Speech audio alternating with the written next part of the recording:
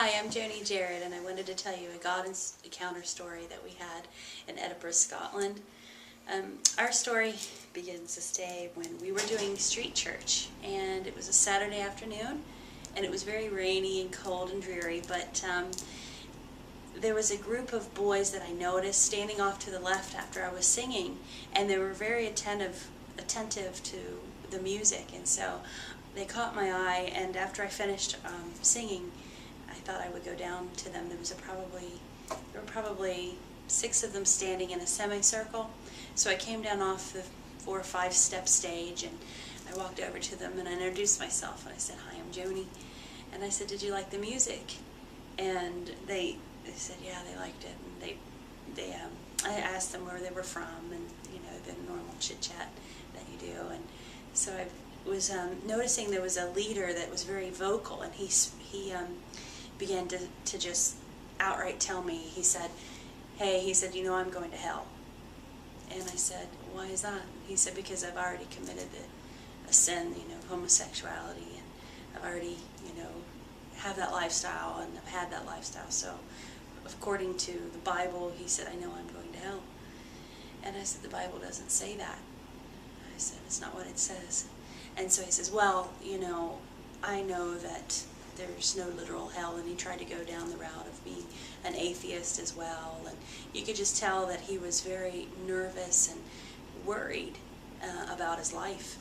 And so he just kind of tried to engage me into a kind of an argument, and I just decided I'm not going to kind of argue, but I suddenly began to understand these kids. I could see them in their eyes that they were lost, and they were lonely, and they were misunderstood. And there were about 6 guys, and they were anywhere between 17 and 19. And so I explained to them what the Bible actually said, and about the love of God, and how anything is forgivable. Anything that you want to talk to the Lord about, He's available to do so. And he said, well, anyway, I don't remember what he said, but after that, I had this inspiration and this God thought suddenly, and I said to them, "Have you ever been to church?" And all of them had not been to church, except the one leader he had one time for a wedding or something.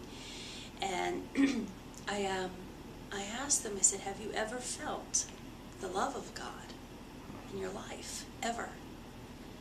And he said, "No."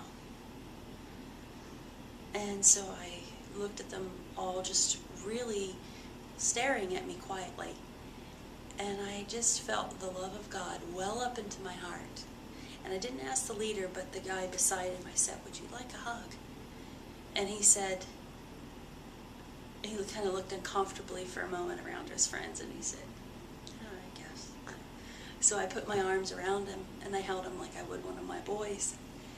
And then I looked at the boy beside him, and I said, "Would you like a hug?" And he said, "Yes."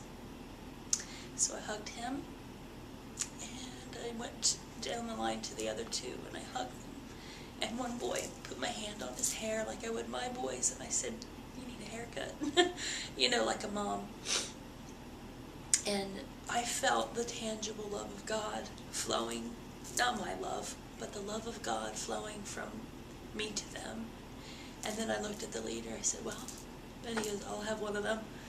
And so I hugged him, and I looked at them all, and I'm now crying like I am now. And I said to them, "Now you can never say that you've never felt the love of God. You just felt the love of God." I said, "He loves you, and I love you." And I really didn't have an agenda. I just wanted them to know that God loved them. And they stayed the rest of the day. And they were completely engaged in what was going on for the rest of the day, and I know that they'll be back.